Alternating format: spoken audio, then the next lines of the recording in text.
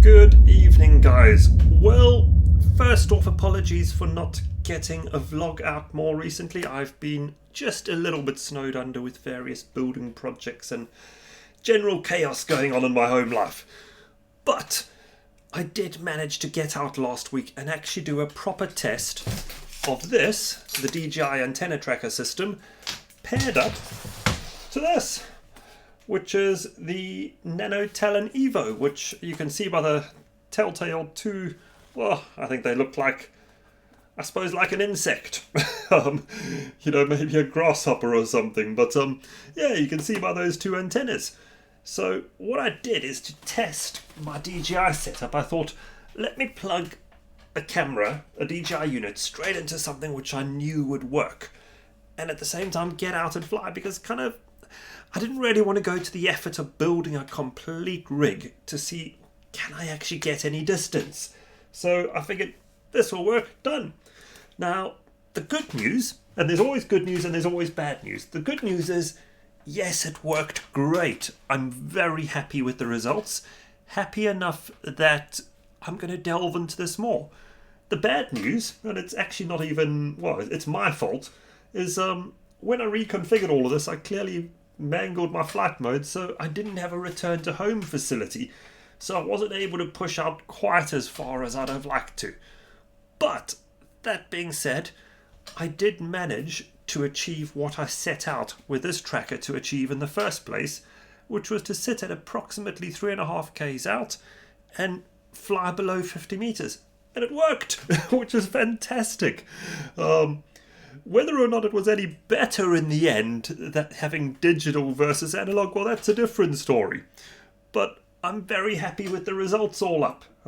So much so that I've actually started to mess about a little bit more and to try get the DJI kit up to scratch. And one of the things I've done, I did a video the other day on the DigiDapt, and I've ended up, as a result of trying to get a little bit more commitment to using this, I've now designed up a little rapid fire case. This file is on Thingiverse, and it's just a whole lot neater, isn't it?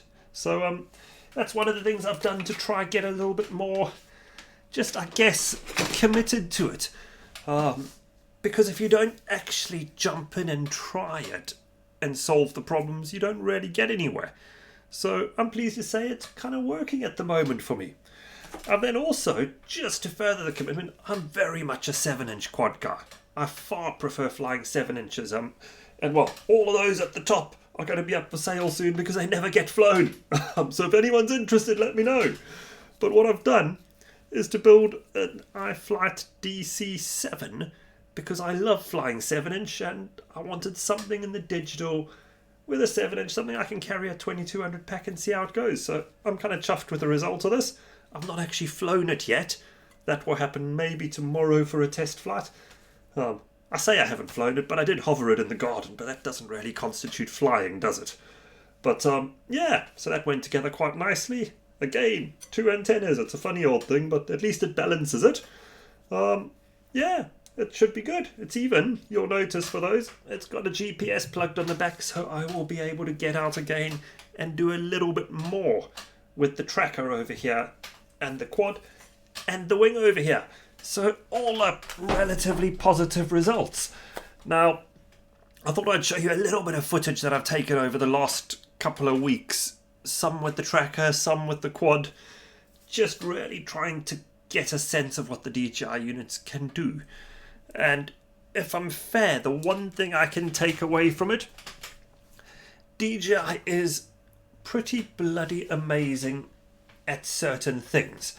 I actually think it's far more useful for quadcopters than it is for aircraft, because truth be told, when I was flying this, it's great when you're in the weeds and you're 50 meters off the deck, but if you go up to 150 meters, I've got to be honest, I don't actually see the quality difference compared to something like my Orcas over here. Bang bang crash there.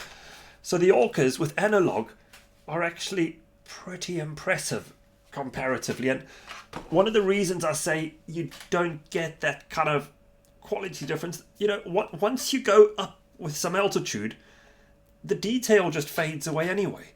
So the truth is, when you're flying a wing, analog actually is still pretty good, and analog will go a whole lot further.